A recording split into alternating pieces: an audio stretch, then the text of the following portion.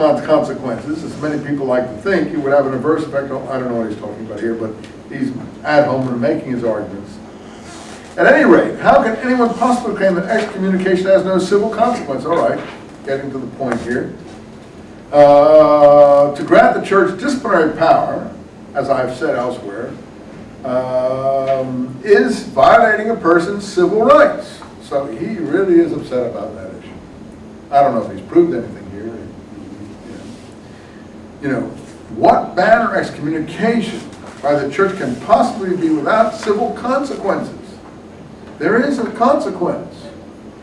Even in the area, he talks about a reputation, trust, and so on and so forth. And to be a happy citizen, pursuit of happiness, is a consequence where pursuit of happiness is concerned. Your life, liberty, and so there's a consequence of excommunication. Spinoza probably wouldn't be happy after he was excommunicated. I wouldn't be happy, he says, if I were excommunicated, he's implied. I would be really, I would be in torment, basically. You're hurting me. And I couldn't pursue happiness. It's my right. I can't do that. So there's a higher law which allows no society to exercise a right which is diametrically opposed. Anyway, it goes on like that. So that's really interesting in terms of what he basically he says you can't excommunicate because it's against pursuit of happiness. Isn't that what he's saying there? Yeah, I use the analogy of turning away a hospital patient who's really, really sick. They need it the most, and you're turning them away. Did he use that one? It's somewhere in there. Did he? Because here he's talking about some wine or something like that, but I didn't break the barrel, but don't let the wine run out, or so, I don't know what he's talking about. Chapter 2, we have about 5 more minutes. We can just begin chapter 2. Chapter 2 is really full of good stuff. Chapter 2 is, I think next time we will be able to get through it and finish it up. But let's just look at the beginning here. He mentions Dome, you see. It was Mr. Dome's excellent essay, The Civil Improvement of the Jews, which really induced me to, see, I'm not surprised. That's just what I just thought, and he says it here, which induced me to examine this question that I'm examining. To what extent a newly established colony should be granted legal autonomy and so on and so forth, especially whether it should have the right to excommunicate or expel. So he goes on. Someone who possessed this right by virtue of the social contract, next paragraph, must have ceded and delegated at least part of it to, I don't know what he's talking about, colony. You have a different word for colony there? Or it's colony? No. What if neither state nor mother church has the right to coercion in religious matters? What if, according to the canons of common sense, whose divine origin all of us must acknowledge, the state and church can claim no right in matters of faith except the right to teach, no power except the power of persuasion, no discipline except the discipline of reason? He is really enlightened. That's what we mean by the enlightenment, you see? Look at this. Common sense. Thomas Paine wrote an essay that basically produced the American Revolution, called what? Common sense. You see, this was a great age, I have to say. It really was a great age that we're looking at here, though we can laugh a bit at it if we want, but because it's so idealistic. But it's wonderful to see people so idealistic. You see, common sense is the divinity.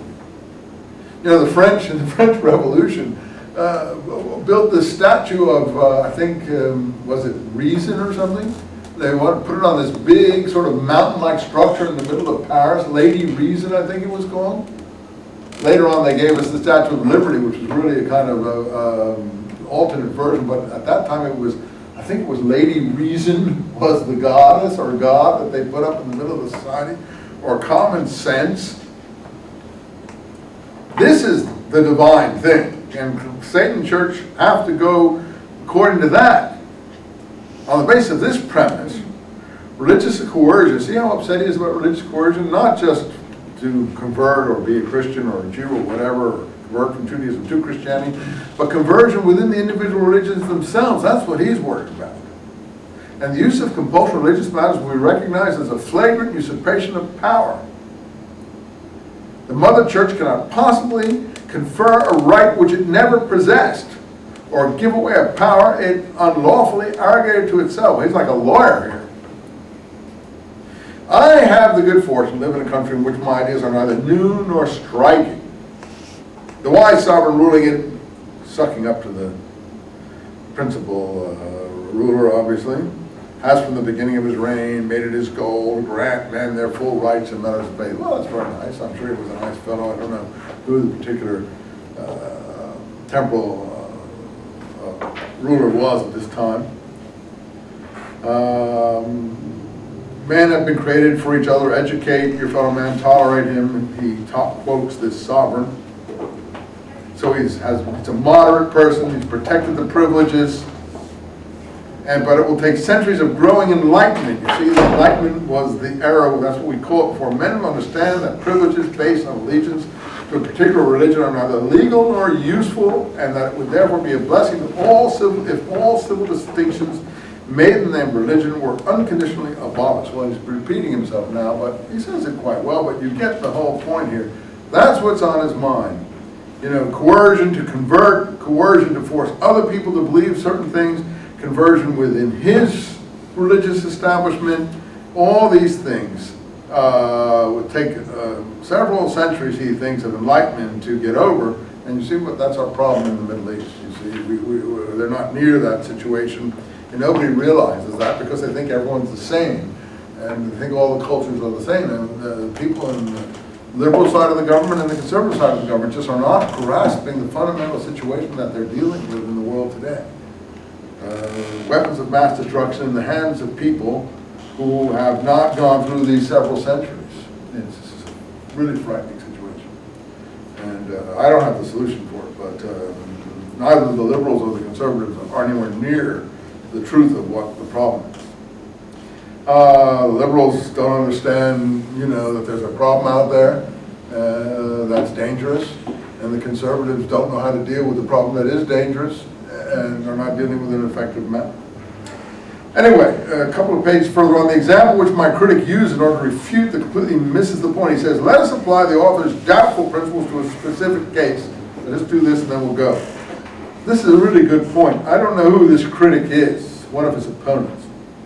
I think this is really a clever example, and you will remember it. This person, his opponent, whoever it is, I don't know if your book says who it is. Let us assume the Jewish community of Berlin appoints a person to circumcise its male children, according to the laws of the religion. Okay, what they call in Judaism a moed.